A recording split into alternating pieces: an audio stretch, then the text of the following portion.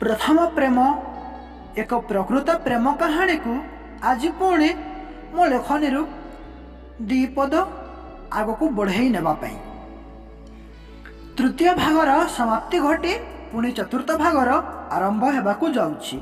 मोर आशा जे एई भाग भी मनलोभा हेबो बोली। तो आसंतु वर्तमान एई भाग को आरंभ करिबा। पुअर मनरे झीर चेहरा एमिति नाचुथिला जे से जुआड़े चाहिए खाली से ही से।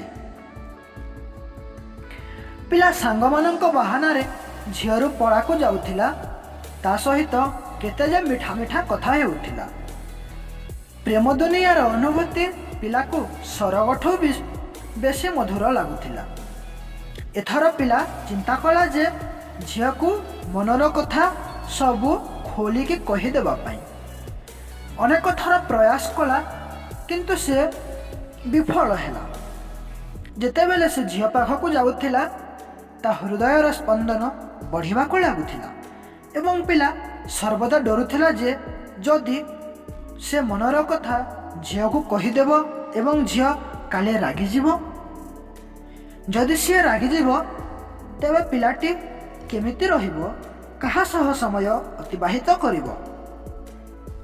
एसबु कथा भाबी भाबी हृदयर कथा हृदय चापी रखिदेला। पिलाटी भाविला जदि मो भल पाइबा सत हेथिबो तेबे से दिने ना दिने मो मनर कथा निश्चय जानिजिबो। एमिति केते जे दिन केते जे राति पाहिगला हेले पिला ता मनर कथा झिया को केबे भी कहि पारिलानी।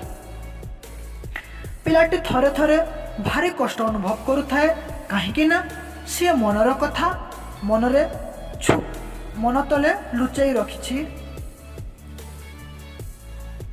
नमस्कार बंधुगण, आजिर ए भाग को मु एठी विराम देउछि। आपण मानकर प्रतीक्षार फल अर्थात कहानीटीर शेष भाग आसंता वीडियो रे आसीबो।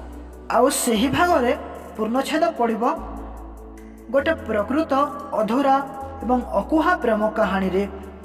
आपण मानक पाखकु पुणी फेरिबी एई कहानीर एई प्रकृत प्रेम कहानीर शेष भागटी को नहीं। तो से पर्यंत मते विदाय दियंतु। शुभ विदाय बंधुगण।